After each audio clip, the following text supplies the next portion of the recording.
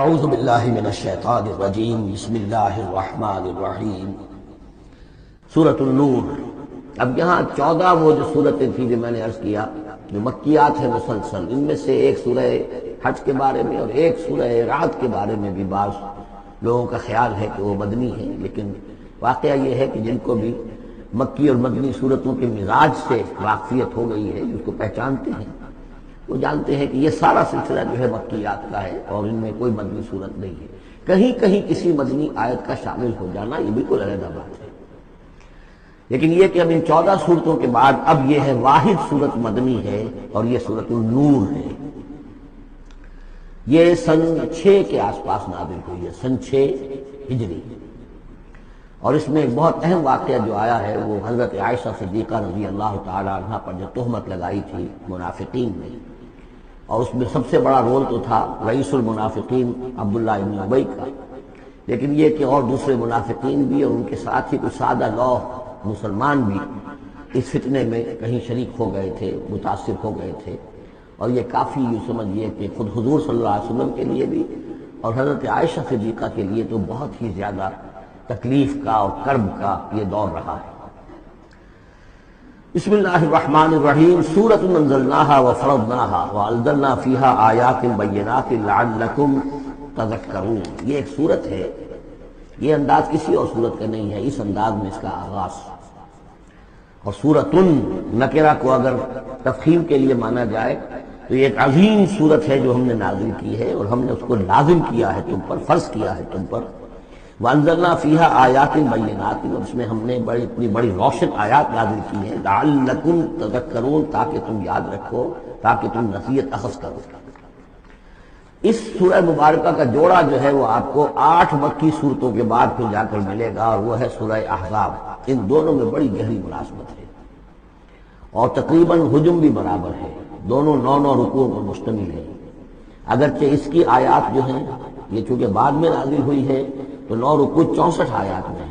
وہاں 9 رکوع 73 آیات میں ہے، وہ پہلے نازل ہوئی، وہ سن 5 میں نازل ہوئی، یہ سن 6 میں نازل ہوئی،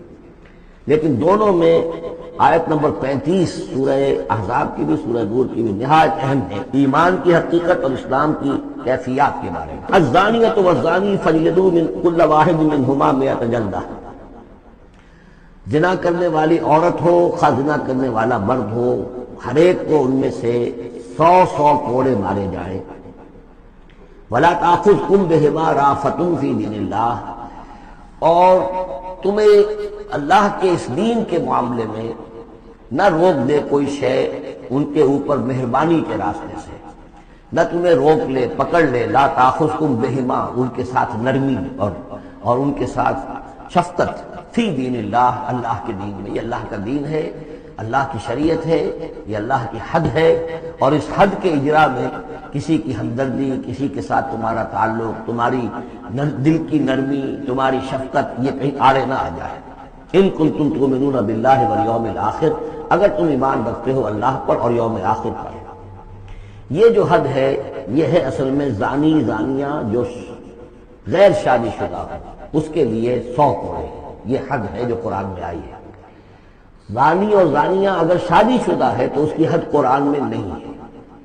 لیکن وہ سنت رسول صلی اللہ علیہ وسلم سے ثابت ہے، اور شریعت اسلامی کا چونکہ جو اس کی سورسز ہیں، اس کی ایک بنیاد ہے اللہ کی کتاب، اور دوسری بنیاد جو انڈیپینڈنٹلی قرآن مجید سے آزاد ہو کر ایک مستقل بنیاد ہے، مستقل سورس ہے، وہ سنت رسول ہے صلی اللہ علیہ وسلم۔ تو رجم کا جو حکم ہے وہ سنت سے ہے، اور جیسا کہ میں آپ کو بتا چکا ہوں اصل میں یہ اس قاعدہ کلیہ کے تحت ہے کہ سابقہ شریعت میں، شریعت موسوی میں بعض احکام وہ تھے کہ جن کی نفی نہیں آئی ہے، انہیں جو کہ نبی اکرم صلی اللہ علیہ وسلم نے اس امت کے اندر بھی جاری رکھا ہے۔ ان میں سے یہ 2 حکم جو ہیں بہت اہم ہیں، ایک قتل مرتد کا حکم ہے اور دوسرے زانی اور زانیہ جو شادی شدہ ہو اس کے سنسار کیے جانے کا حکم ہے۔ وَلْيَشْهَدْ عَذَابَهُمَا طَائِفَةٌ مِّنَ الْمُؤْمِنِينَ، اور چاہیے کہ جب انہیں یہ حد جاری کی جا رہی ہو، سزا دی جا رہی ہو، تو اس وقت موجود رہیں اور دیکھیں کچھ لوگ اہل ایمان میں سے، یعنی یہ پبلک میں ہو، اس لیے کہ اصل میں جو فلسفہ ہے اسلام میں جو سزاؤں کا اور تعزیرات کا، حدود کا، وہ ڈیٹرنٹ کا ہے کہ ایسی سزا ہو کہ جس سے بہت سو کو عبرت ہو جائے۔ اگر آپ نے علیحدہ جا کر کہیں کمرے کے اندر کسی کو پھانسی دے دی تو ٹھیک ہے، لوگوں کو پتہ چلا کہ مر گیا، ویسے بھی مر جاتے ہیں لوگ، حادثے میں مر جاتے ہیں، فوت ہو جاتے ہیں، لیکن یہ ہے کہ اگر سر عام ڈال پر لٹکایا گیا ہو تو اب کتنے لوگوں کو، دیکھنے والوں کو عبرت ہوگی اور ہوش ٹھکانے آ جائے گی۔ تو یہ فلسفہ ہے اسلام کا کہ تاکہ ایک آدمی کو سزا دی جا رہی ہو تو ہزاروں کو اس سے عبرت آئے۔ الزانی لا ينکح الا زانیۃ او مشرکۃ، کسی زانی شخص کے لیے روا نہیں ہے کہ وہ شادی کرے مگر کسی زانیہ عورت سے یا مشرکہ سے۔ یہ کسی قانون کے درجے میں بات نہیں ہے، بلکہ یہ ایک اخلاقی طور پر گویا کہ تعلیم دی جا رہی ہے کہ زانی لوگ تو اسی کے، یعنی ان کا حال تو ایسا ہے کہ انہیں تو مستحق اگر ہے تو شادی کے کسی زانیہ سے یا مشرکہ سے۔ والزانیۃ لا ينکحها، اور زانی عورت ہو تو وہ بھی اس لائق نہیں ہے کہ اس سے کوئی نکاح کرے مگر صرف بدکار مرد یا مشرک۔ وحرم ذلک علی المؤمنین، اور یہ دونوں جو ہیں زانی مرد اور زانی عورتیں یہ تو حرام کر دی گئی ہیں مومنین کے حق میں، اللہ یہ کہ کوئی توبہ کرے، جو بھی ہے معاملہ وہ علیحدہ ہے۔ والذین یرمون المحصنات ثم لم یاتوا باربعۃ شہداء، اور جو لوگ جو خاندانی عورتیں ہوں، حفاظت میں ہوں کسی خاندان کے اور نکاح کے قید میں ہوں، چاہے نکاح کے قید میں ہو تو ڈبل احسان ہو گیا کہ خاندانی بھی ہے اور دوسرے یہ کہ نکاح کی قید میں بھی ہے، نکاح کی حفاظت بھی انہیں حاصل ہے۔ نہیں تو یہ کہ اگر غیر شادی شدہ ہے لیکن کسی شریف خاندان سے ہے، آزاد خاندان سے ہے، اگر ان کی عورتوں میں کوئی شخص جو ہے ان پر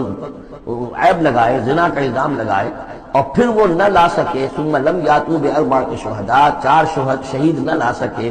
فجلدوہم، تو پھر اب ان کو کوڑے مارو، 80 جلدہ، 80 کوڑے، 80 ڈبرے۔ ولا تقبلوا لهم شہادۃ ابدا، اور ان کی شہادت اب کبھی آئندہ قبول نہ کرو۔ واولئک هم الفاسقون، اور یقیناً یہی لوگ فاسق اور نافرمان ہیں۔ یعنی زنا کا الزام اگر لگایا جا رہا ہو تو پھر جو الزام لگانے والا ہے اسے 4 گواہ چشمدید پیش کرنے ہوں گے۔ اگر وہ 4 چشمدید گواہ پیش نہیں کر سکتا تو گویا کہ اب یہ قذف کہلائے گا کہ اس نے ایک الزام لگایا ہے جس پر ثابت نہیں کر سکا، لہذا اس جرم کی سزا 80 کوڑے، کتنے قریب چلا گیا ہے۔ اور اس میں حکمت یہ معلوم ہوتی ہے کہ اگر فرض کیجئے کسی معاشرے میں، مسلمان معاشرے میں کسی لوگوں سے غلطی ہو گئی ہے، اس غلطی کا چرچا نہیں ہونا چاہیے الا یہ کہ اس کے لیے ثبوت موجود ہو کہ اسے کیفر کردار تک پہنچایا جا سکے۔ اگر تو ثبوت اتنا ہے کہ سزا دی جا سکے تو ضرور، لیکن اگر نہ ہو تو خاموش رہو، ورنہ یہ کہ خامخواہ برائی کا چرچا ہو جائے گا جبکہ اس کا سد باب ممکن نہیں ہے، اس کی سزا دینی ممکن نہیں ہے، تو اس میں سکوت جو ہے وہ بہتر ہے۔ الا الذین تابوا، سوائے ان کے کہ جو توبہ کر لیں من بعد ذلک، اس کے بعد واصلحوا، اور اصلاح کر لیں، یعنی یہ کہ کبھی کسی زمانے میں ان سے یہ غلطی ہو گئی تھی، انہوں نے کوئی تہمت لگائی تھی زنا کی اور 4 گواہ پیش نہیں کر سکے، طویل عرصے تک جو ہے ان کی گواہی پھر کسی بھی اسلامی عدالت میں قبول نہیں کی گئی، لیکن بعد میں ان کی روش ایسی رہی ہے، رویہ ایسا رہا ہے، انہوں نے اصلاح کر لی ہے، توبہ کر لی ہے، اب وہ قابل اعتماد ہیں، تو یہ جو معاملہ ہے اس پر سے ختم ہو جائے گا، ان کی گواہی بعد میں قبول کی جا سکے گی۔ فإن اللہ غفور رحیم، اللہ غفور رحیم ہے۔ والذین یرمون ازواجہم ولم یکن لہم شہداء الا انفسہم، اب ایک خاص معاملہ آ رہا ہے کہ کسی شوہر نے اپنی بیوی کو دیکھا ہو زنا کرتے ہوئے، وہ الزام لگائے کہ میں نے دیکھا ہے اپنی بیوی کو زنا کرتے ہوئے، دراصل کہ اس کے پاس 3 اور گواہ نہیں ہیں، لیکن چونکہ یہ معاملہ ہے شوہر اور بیوی کا، اگر کسی اور عورت کا ہوتا تو اس کے اوپر 80 درے لگتے اس کو، اس نے الزام لگایا ہے، چاہے کشمدید ہے، چاہے اس نے دیکھا ہے، لیکن 3 گناہ اور نہیں لا سکا، 3 گواہ نہیں لا سکا ہے تو درے لگیں گے 80۔ لیکن معاملہ کیونکہ بیوی کا ہے، اس کے لیے خاص قانون ہے، اس کو لعان کہتے ہیں۔ وہ یہ ہے کہ والذین یرمون ازواجہم، جو الزام لگائیں زنا کا اپنی بیویوں پر، ثم ولم یکن لہم شہداء، اور ان کے پاس گواہ موجود نہ ہو، الا انفسہم، سوائے ان کی اپنی جانوں کے، انہوں نے خود دیکھا ہے، فشہادت احدہم 4 شہادات باللہ، تو یہ ایک شخص کی گواہی بھی 4 گواہیاں شمار کی جائیں گی جبکہ وہ قسم کھائے اللہ کی، انہ لمن الصادقین، کہ وہ سچا ہے، حلفیہ بیان کرے۔ والخامسۃ، اور 5ویں بات یہ کہ وہ یہ کہے کہ ان لعنت اللہ علیہ ان کان من الکاذبین، کہ اگر میں جھوٹا ہوں تو مجھ پر اللہ کی لعنت۔ 4 مرتبہ قسم کھا کر گواہی دینا گویا کہ وہ 4 گواہوں کی گواہی کے قائم مقام ہو جائے گا،